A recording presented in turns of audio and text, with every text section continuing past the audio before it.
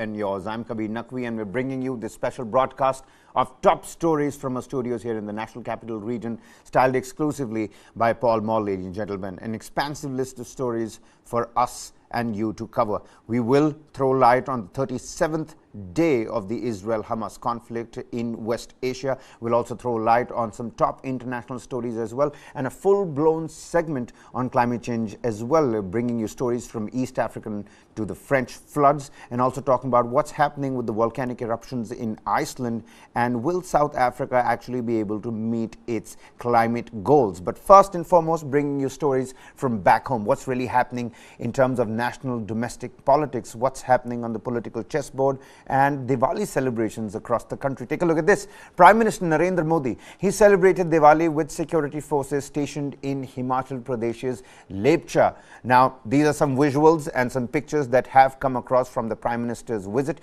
This is the 10th consecutive year that the Prime Minister is celebrating the festivals with the Indian Army Jawans and the soldiers. His tweet read that he reached Lepcha in Himachal Pradesh to celebrate Diwali with our brave security forces. This time also, Prime Minister Narendra Modi, he celebrated Diwali with soldiers. He reached Lepcha in Himachal Pradesh's bordering station with Nepal on Sunday morning and congratulated the soldiers on Diwali.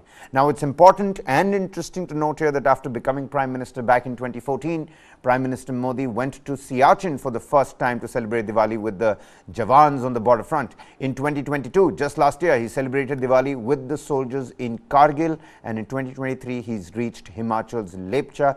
10th consecutive year in a row, Prime Minister starts his Diwali celebrations by going and meeting and greeting the Jawans on various border fronts. And talking about the Indian military, as per reports, the Indian and Chinese military ground commanders along the line of actual control have been holding interactions to rule out any untoward incident as the harsh months of winter approach. Winter deployment for the Indian Army has begun. The talks come as both the forces brace for what will be the fourth winter since the start of a military standoff along the LAC, which began in the summer of 2020. Now, as per reports, several agenda-based interactions have been taking place at multiple points along the LAC for the past 10 days. The talks are being headed by local commanders at the level of brigade, and the objective to sort out minor issues that may have cropped up and to prevent any incident during the coming winter months. These meetings are among the various confidence-building measures which were discussed during the previous core commander level talks between India and China. More such kind of meetings are likely to take place over the next few weeks as well. Now, as per reports, the Indian Army has already started moving its winter posture. Enhancement of infrastructure is also being carried out at the border fronts and the areas. This as the Army continues to maintain adequate reserves in the sensitive areas along the line of actual control in order to be prepared to deal with any contingency that may happen. Talks that are happening, the talks are going to continue over the next few weeks, and in the meantime, sensitive areas, winter deployment for the Indian Army has begun. Talk about surveillance, reconnaissance, advanced technology, and deployment of the forces and reserve battalions.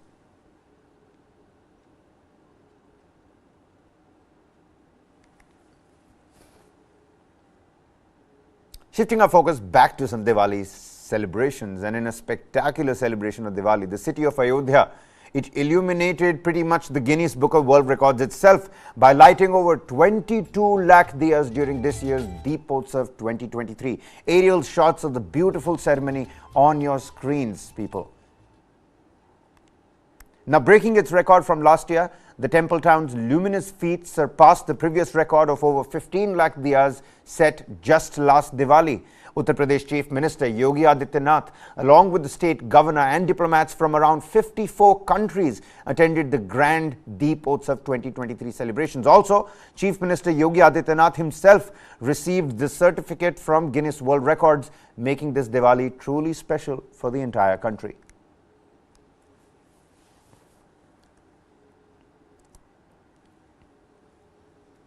And the good news doesn't end there, because amid massive festivities, residents of Delhi and the national capital region finally seem to be celebrating Diwali the way it should be, with a fresh breath of air, as the air quality index has shown signs of improvement. After enduring several days of hazardous air, the city breathes fresh air thanks to the recent rainfall, of course, that is being credited according to the various Met departments. However, the relief comes with a cautionary note. The guards can't go down, the mosques can't go down. Of course, the implementation of the odd-even vehicular transportation rule has been set off. But still, the hazardous nature of Delhi's winter pollution and the pollution problem, it does persist. Despite the noticeable improvement, the overall air quality in the national capital is still categorized as poor. We've come a long way from the very severe and very unhealthy category to the poor category, but a long way still to go.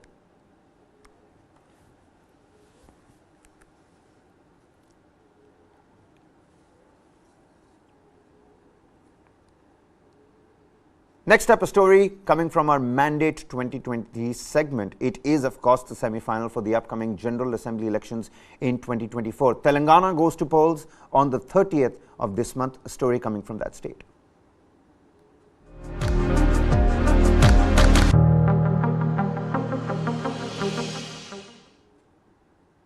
Prime Minister Narendra Modi addressed the Madga event in Telangana on Saturday. Targeting the K. Chandrasekhar Rao government, Prime Minister Modi said that the BRS had backstabbed the Madigas and the Dalits. He said that even though the BRS promised a Dalit chief minister in Telangana, K. Chandrasekhar Rao himself became the chief minister after the state was created.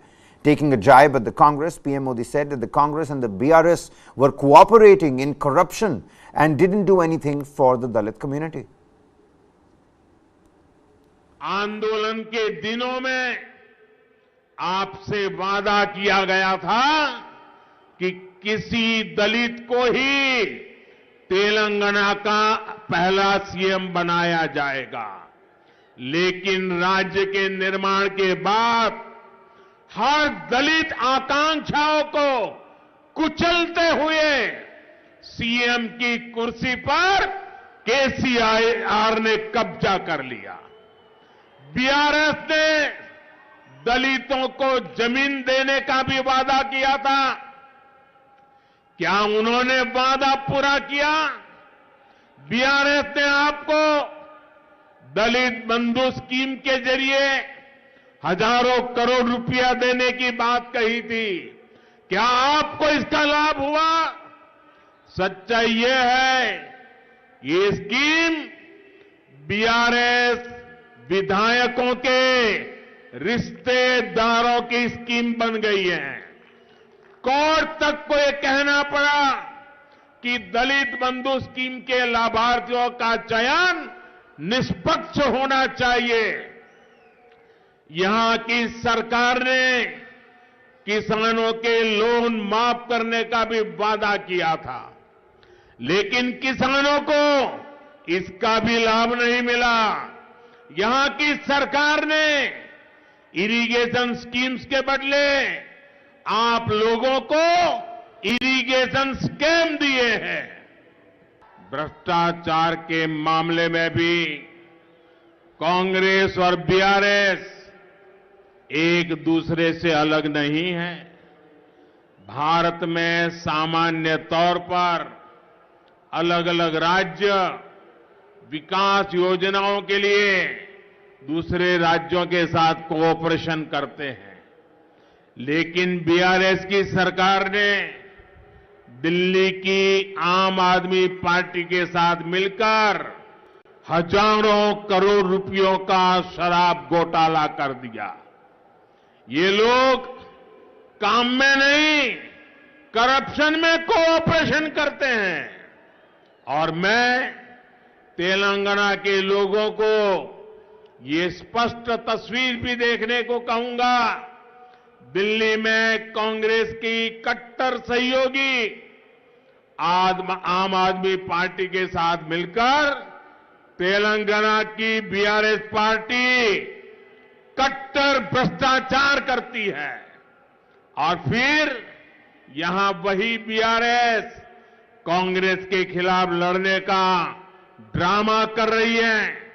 Telangana के लोगों को इस दोहरेपन से भी बहुत सावधान रहना है। Moving on, the Pushkar Singh Dhami-led government in Uttarakhand is all set to hold a special session of the State Assembly after Diwali. As per sources, the special session will be called to pass the Uniform Civil Code Bill, hence paving way for its implementation in the state. Once the bill is passed and implemented, Uttarakhand will become the first state to adopt a Uniform Civil Code post-independence. A 5-judge panel headed by retired Supreme Court Judge Justice Ranjana Desai has completed the draft report for UCC implementation in the state of Uttarakhand. The report is now expected to be handed over to the state government in the next few days. Chief Minister Pushkar Singh Dhami said that once the report is handed over, the process to implement UCC in the state will begin. The Congress-led opposition, meanwhile, has criticized the proposed move to hold a special session. Congress has demanded to see the draft report first and also asked for time in order to make suggestions.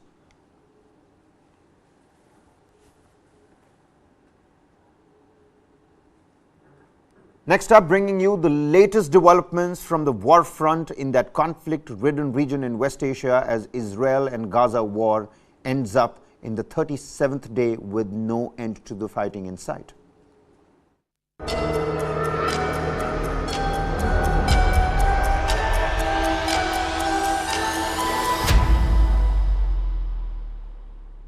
Groupings of world leaders are meeting at different places, be it France, be it the United Nations or the Riyadh summit. Meanwhile, this is the latest that we're tracking from the war front in terms of casualties and top developments. Almost about 11,000 people, Palestinians and 1,200 Israelis have been killed ever since the onslaught began. Out of this, 4,506 are children. That means one child that has been killed in the Gaza Strip every 10 minutes on average. Meanwhile, 46 Israeli Defense Forces soldiers have been killed in the massive ground operations that continue across the Palestinian enclave. 240 plus Israelis, civilians and soldiers alike, are being held hostage in Gaza. More than 570 aid trucks have been let inside the Gaza Strip so far. This even as Arab and Muslim leaders demand immediate end to the Gaza war. Israeli Prime Minister Benjamin Netanyahu has yet again pushed back against international calls for a ceasefire. This even as Iran calls on Islamic nations to designate the Israeli Defense Forces, the Israeli military, as a terrorist organization. Pro-Palestinian protests are shaping up across Europe and America, especially the West. But back in India, trade unions have been telling the central government to scrap the deal to send Indian workers to Israel. This after Israel said that all the Palestinian workers are going to be pushed out. The following content may contain visuals that are disturbing, graphic, or sensitive in nature. Viewer discretion is advised. This material is intended for mature audiences and may not be suitable for all viewers. Please exercise caution while watching, and if you find such content distressing, we recommend discontinuing viewing. This disclaimer is provided to ensure awareness and to prioritize viewer well-being. Meanwhile, leaders at the Arab League and the OIC Joint Summit hosted by Saudi Arabia have called for an end to the war in Gaza and rejected justifying Israel's actions against Palestinians as self-defense. The summit has condemned quote-unquote Israeli aggression on the Gaza Strip and termed the actions of the Israeli army as war crimes, barbaric, and as inhuman massacres. At the beginning of the summit, Saudi Crown Prince Mohammed bin Salman said that the kingdom, quote-unquote, holds the Israeli authorities responsible for the crimes committed against the Palestinian people. We are witnessing a humanitarian catastrophe that demonstrates the failure of the Security Council and the international community to put an end to the flagrant Israeli violations of international laws and norms and international humanitarian law. It confirms the double standards and selectively in its application. What future do I speak of when Gaza is being destroyed? Every hour, tens of people die. What future do they want us to talk about? The only future that we can talk about, and this is the unifying position of the Arab and Islamic countries, is an immediate ceasefire.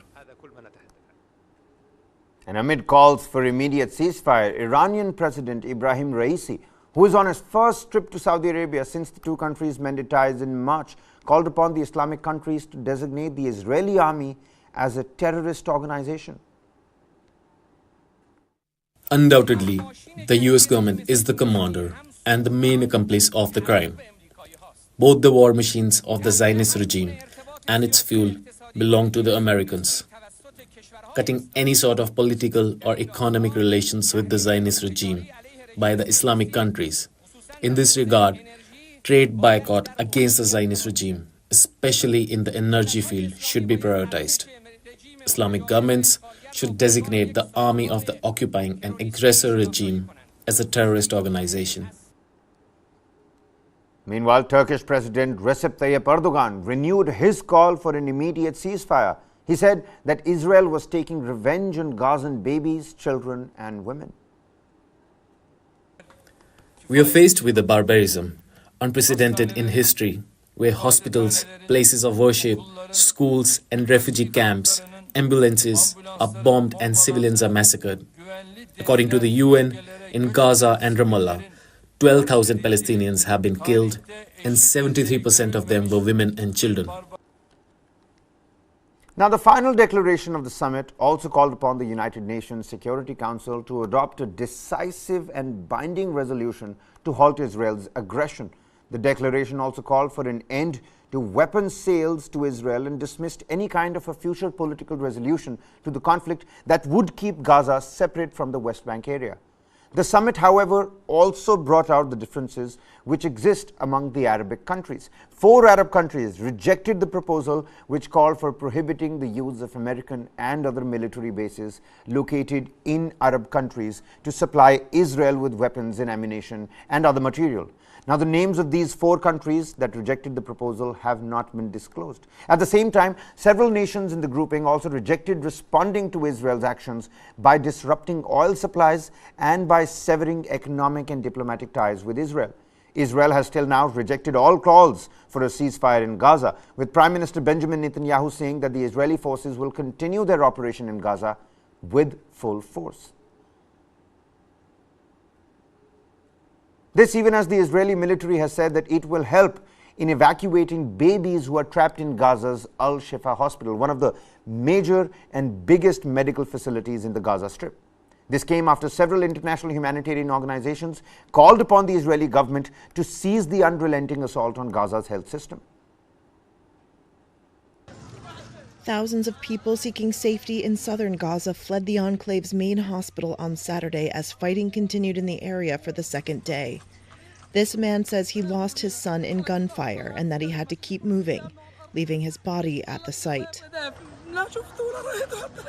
It's more of a war zone here. It's continuous bombardment for more than 24 hours. Speaking to Reuters by phone, Palestinian senior plastic surgeon Dr. Ahmed Al-Mokhalalati said most of the hospital staff and people sheltering at Gaza's largest hospital, Al-Shifa, had left, but 500 patients were still there. A Palestinian health ministry spokesman said Israeli shelling had killed a patient in intensive care, and fighting was limiting people's ability to move. Palestinian officials said 2 babies had died and dozens more were at risk after fuel ran out on Saturday. At a news conference, Chief Israeli military spokesperson Rear Admiral Daniel Hagari said the military will help evacuate babies trapped there.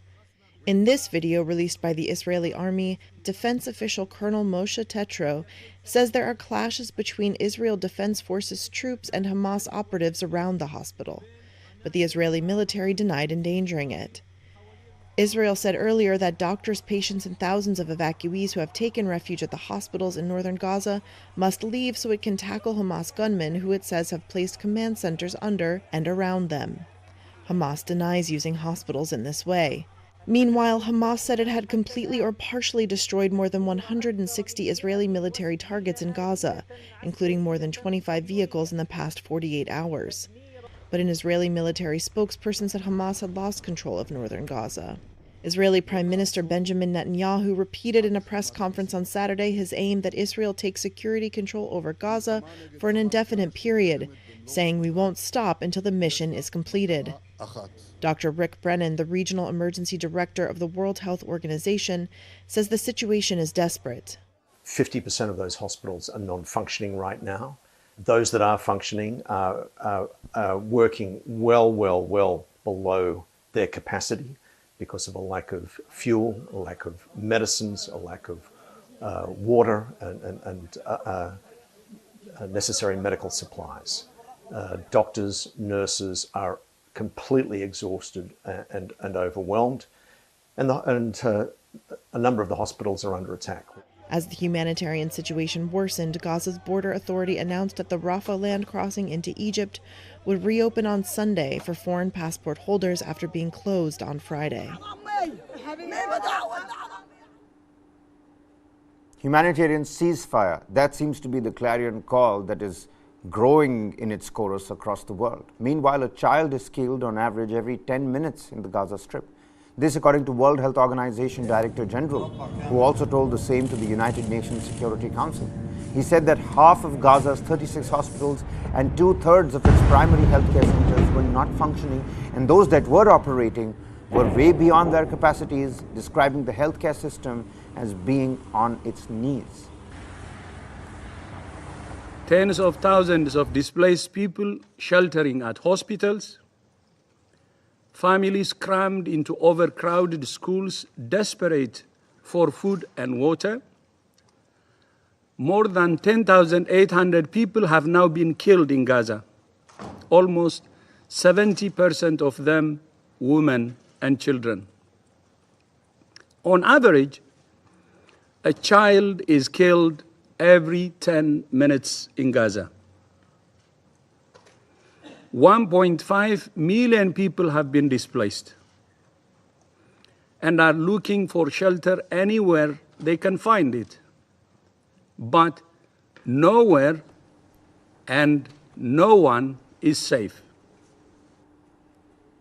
Now, Israeli forces fought Hamas terrorists and inched their way closer to the two big hospitals in northern Gaza as the plight of civilians in the besieged Palestinian territory worsens. Many continue to flee the embattled north to the south. According to the Israeli Defense Forces, more than 1 lakh people fled the north towards the south of the Gaza Strip within a span of less than 48 hours. Smoke rises behind Gaza's Al-Shifa hospital. In the courtyard and corridors are thousands of displaced people. At the gates, body bags. Israeli forces fought Hamas militants among ruined buildings in the north of the Gaza Strip on Thursday, inching their way closer to Al-Shifa and another main hospital in Gaza City. In the emergency room, this man says he and others tried to head south, but when they reached the road, a tank fired at them. Others fled along a frontline route. The White House said on Thursday Israel has agreed to pause operations in northern Gaza for 4 hours a day from Thursday, the first sign of respite in Gaza's war, allowing people to flee along 2 humanitarian corridors. Some of those escaping on Thursday said they feared another Nakba, the catastrophe of their mass dispossession after Israel was founded in 1948. They are driving people to schools and scaring them so they would leave. What we see today is a plan for a second exodus. What do things look like behind us? Death and destruction. Death and destruction. US President Joe Biden says he's seeking a longer halt of 3 days to help secure the release of hostages held by Hamas. We're hopeful. Things are moving along. Israel unleashed its assault on Gaza in response to a cross-border raid by Hamas gunmen, who killed 1,400 people, mostly civilians, as well as kidnapping about 240. But the plight of Palestinians trapped in the besieged enclave has stoked global calls for a ceasefire, which is rejected by Israel and its main ally, the United States. Palestinian officials said more than 10,800 Gaza residents had been killed as of Thursday, about 40% of them children. At a humanitarian conference in Paris on Thursday, officials from about 80 countries and organisations were trying to coordinate a response. Jan Egeland heads the Norwegian Refugee Council. We cannot wait a minute more for a humanitarian ceasefire across Gaza for all of the civilian population there. And we cannot wait a minute more for a lifting of the siege, which is collective punishment of 1 million children. But let's also bring you a story from the other side of the divide, because until 10 days ago, Tom Hand, an Israeli, believed his daughter had been killed in attacks by Hamas gunmen on the 7th of October, based on unofficial information, of course. But on October 31st, the Israeli army confirmed that his daughter had not been identified as one of the people killed in Kibbutz Be'eri, and they believed she was still alive and in Gaza. Take a look at this next report, where mourning has turned into hope, but relief has turned into anxiety. Unofficial reports came in that she was found dead in the kibbutz. Like I say, it was unofficial. I was relieved. I was relieved that she was dead and it was all over. It would have been pretty quick.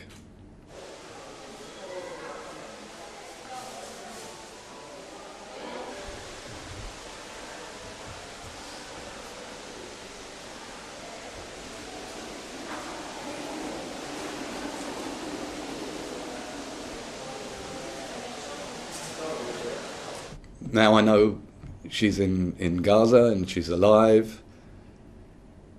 She's going to be 9 in the tunnels, which will be a lovely birthday party for her.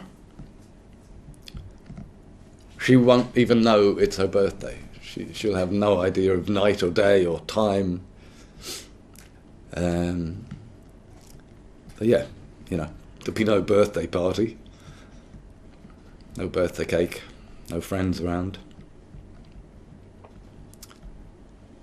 But, you know, now we hope, now we pray, because we know she's alive.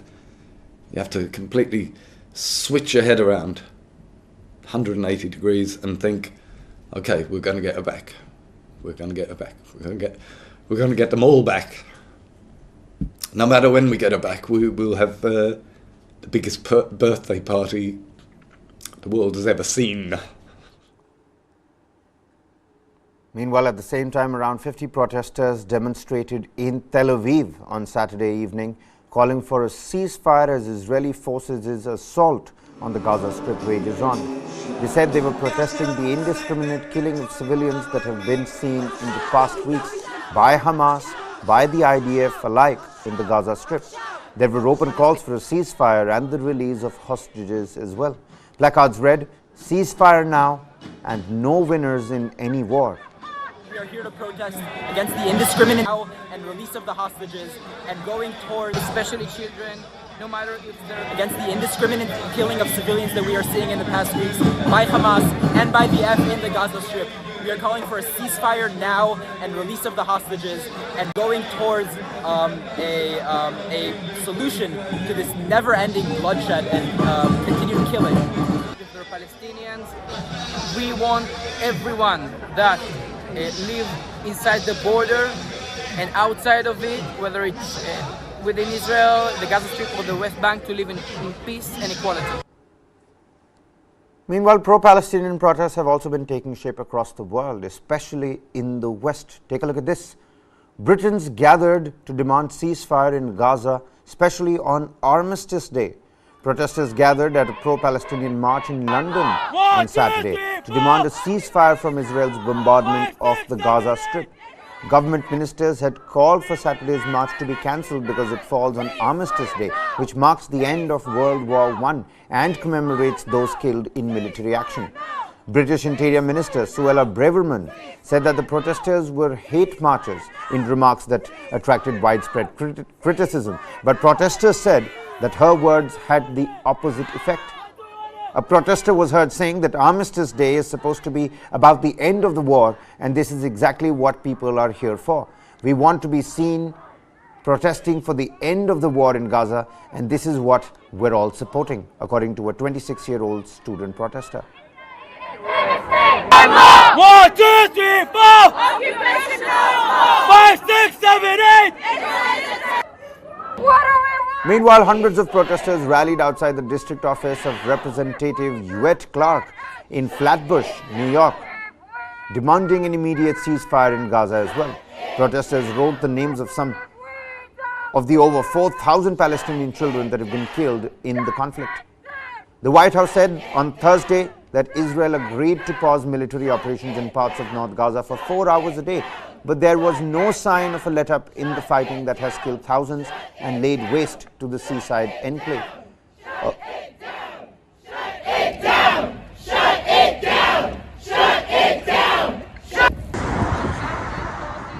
Earlier, a small group of protesters scaled the Scottish Parliament building in Edinburgh, waving Palestinian flags. A banner that was unfurled by the group at the building's entrance read, "Stop arming Israel." Britain has supported Israel's right to defend itself after the October 7th attack that killed 1,400 people, mostly civilians. Meanwhile, the United States' Food and Drug Administration has approved the world's first vaccine for chikungunya. Now, the vaccine, named IXCHIQ, has been approved for individuals who are 18 years of age and above and who are at an increased risk of exposure to the chikungunya virus. Now, IXCHIQ is a single-dose vaccine which is to be injected directly into the muscle. The vaccine contains a live and weakened version of the chikungunya virus, and it may cause symptoms similar to those experienced by people suffering from chikungunya. The safety of the IXCHIQ vaccine was evaluated across 2 clinical studies conducted in North America with about 3,500 people participating in it. The most commonly reported side effects among those tested were headache, fatigue, muscle pain, joint pain, fever and nausea. Only 1.6% of the recipients suffered from severe chikungunya-like adverse reactions which required medical intervention. Only 2 recipients with severe chikungunya-like adverse reactions needed to be hospitalized. And with all these emerging new studies, the vaccine comes with a prescribing information warning that the vaccine may cause prolonged chikungunya-like adverse reactions. Now, IXCHIQ was approved using the accelerated approval pathway, which allows the FDA to approve certain products for serious or life-threatening conditions based on evidence of a product's effectiveness. The FDA has now asked the vaccine manufacturer to conduct a post-marketing study to assess the risk of these serious reactions following the administration of the IXCHIQ vaccine.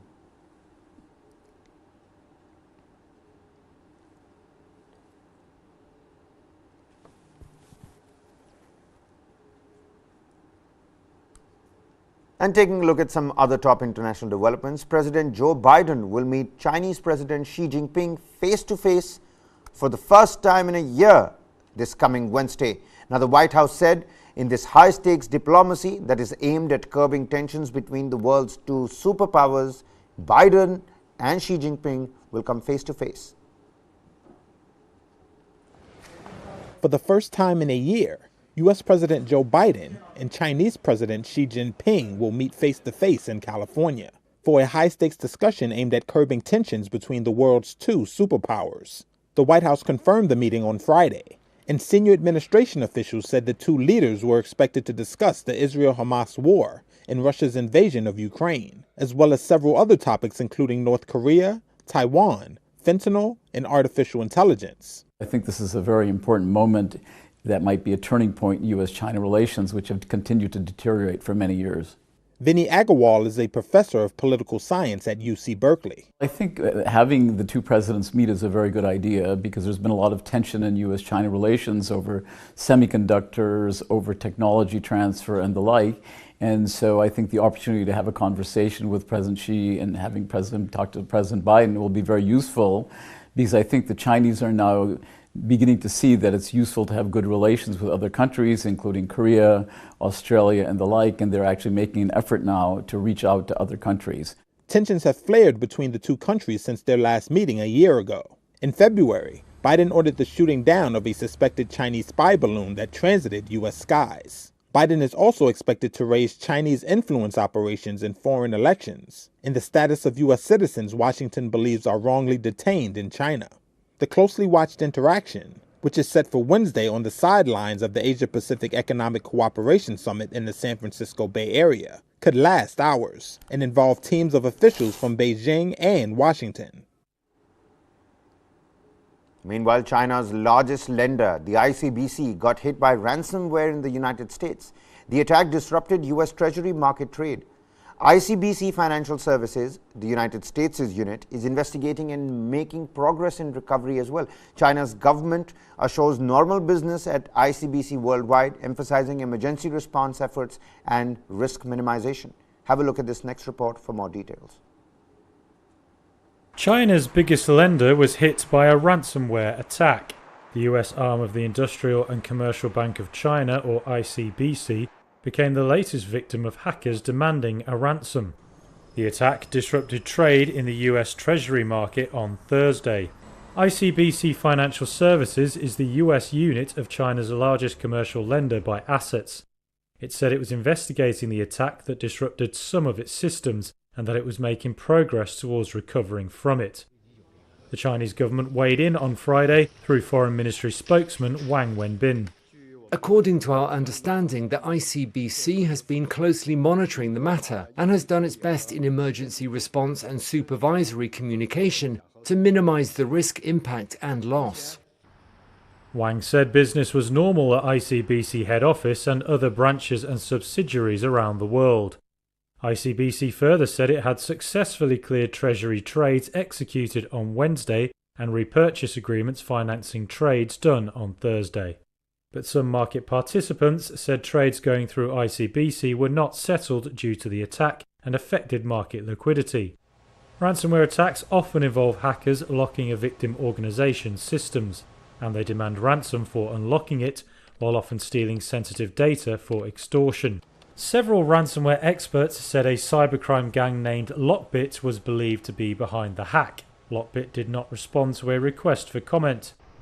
US authorities have struggled to stop a number of cybercrimes, mainly ransomware attacks, which hit hundreds of companies in nearly every industry each year. Moving on, surgeons in New York have performed the first ever whole eye transplant on a human, an accomplishment being hailed as a breakthrough even though the patient has not regained sight in the eye. Feel anything? Aaron James is the recipient of the first ever whole eye transplant in a human. Though he hasn't regained sight in it yet, it's an accomplishment that's being hailed as a major medical breakthrough. The mere fact that we transplanted an eye is a huge step forward, something that within centuries has been thought about that's never been performed.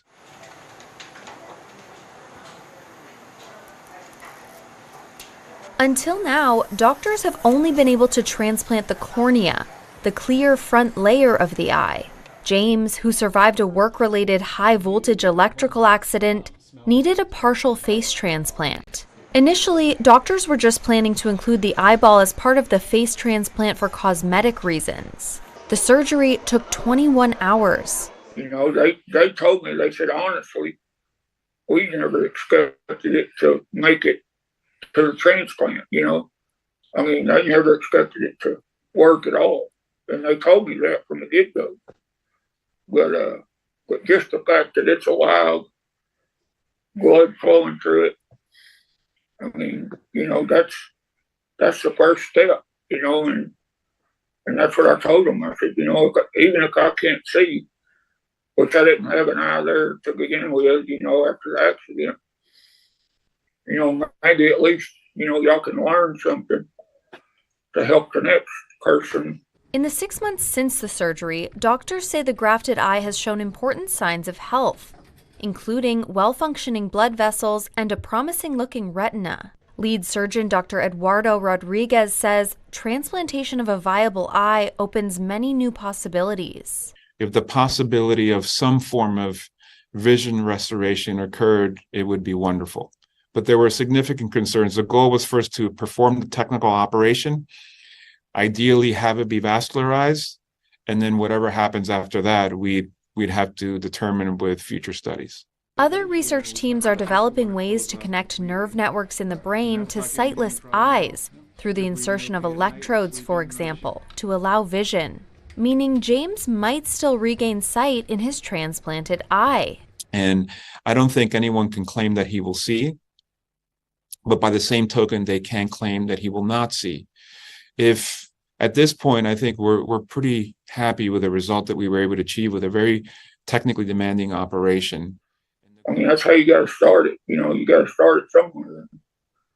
So hopefully this opens up a new path.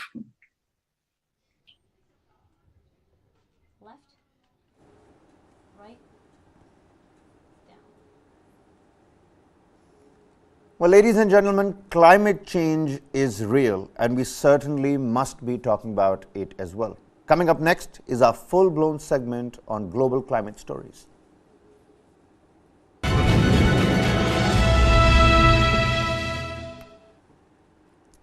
First up to Iceland, where Icelandic authorities have completed the evacuation of 3,000 residents of a town in the southwestern part of the country over concerns of a volcanic eruption after a series of earthquakes and evidence of magma spreading underground. Icelandic authorities said on Saturday that they were preparing for a volcanic eruption in southwest of the island in the coming days after a series of earthquakes and evidence of magma spreading rapidly underground. The Icelandic Met Office said that there was a considerable risk of an eruption on the Reykjanes Peninsula because of the size of the underground magma intrusion and the rate at which it was moving, which was several times greater than what was previously measured in the area. Now, Iceland's Civil Protection Agency overnight ordered a complete evacuation of Grindavik, a nearby fishing town, although it emphasized this was not an emergency evacuation.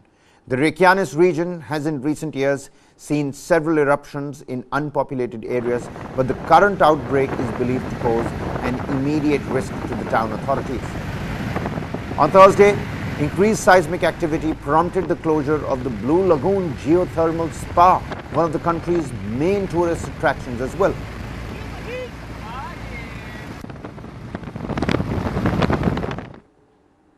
On the other hand, European Space Agency Chief Joseph Aschbacher warned that the melting of polar ice caps and glaciers is very critical and called on global political leaders to recognize the importance of climate change.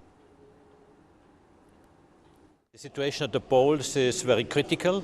We have, of course, we see with our satellites day and night how big the melting of the polar regions is, but also what is the impact on sea level rise. We have some of the most accurate satellite measurements to see how the sea level is rising due to melting of polar regions, glaciers and so on.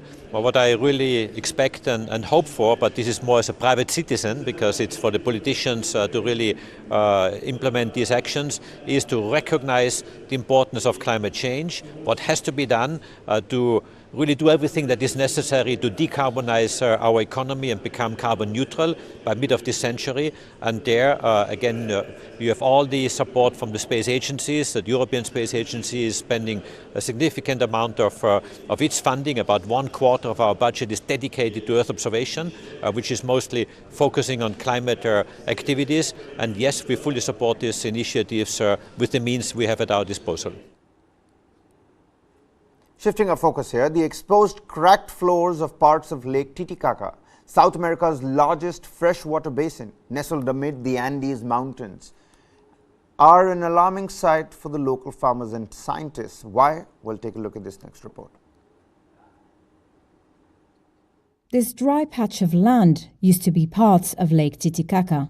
Now, record low water levels amid a long spell of drought are threatening the region's ecosystem. It's an alarming sight for local farmers like Manuel Flores. I am 50 years old. Never before has Lake Titicaca dried up like it is now. Nestled amid the Andes Mountains, Lake Titicaca is South America's largest body of freshwater and is also the highest navigable lake in the world. It's an important ecosystem for wildlife and a water source for millions of people in the region. But its water levels are now reaching record lows.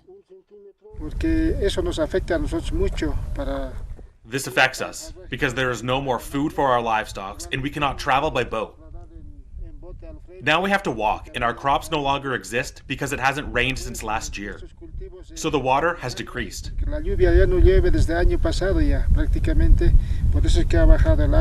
The situation is worsened by El Niño weather phenomenon. That means less rain in the area, compounding a long dry spell and rare high temperatures. Experts say many of the factors contributing to the shrinking of Lake Titicaca could be linked to climate change.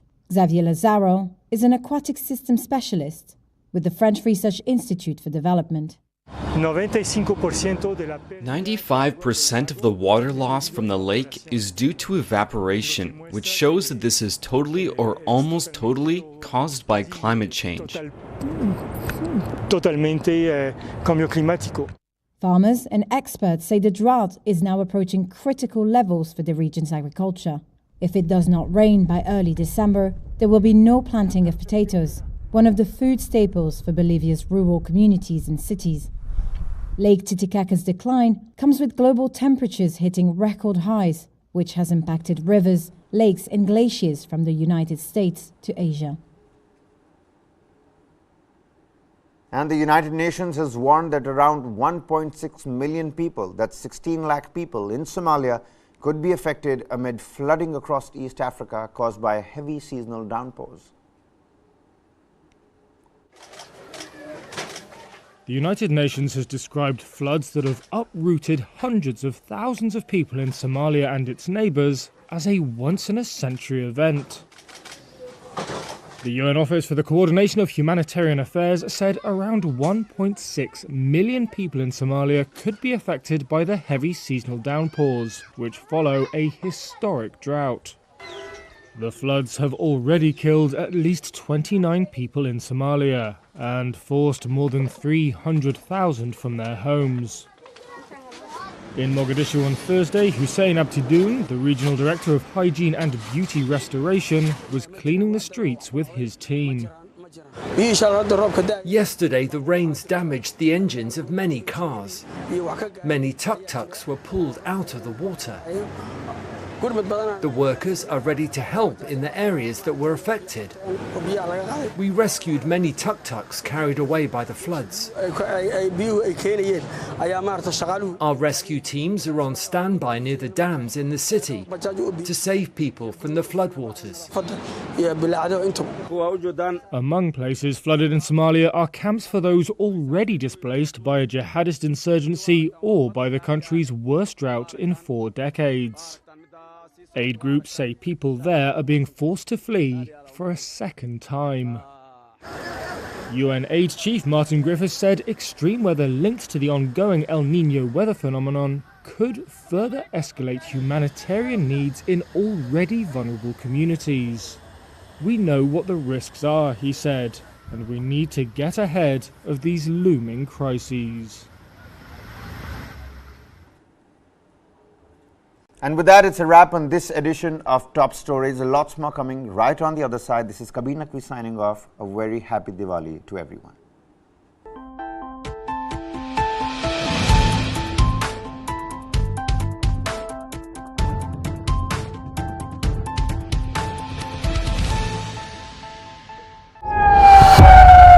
Hamas attacks Israel. Israel Defense Forces strike back at Hamas. As the war unfolds, watch the comprehensive coverage of the Israel war only on News9 Plus.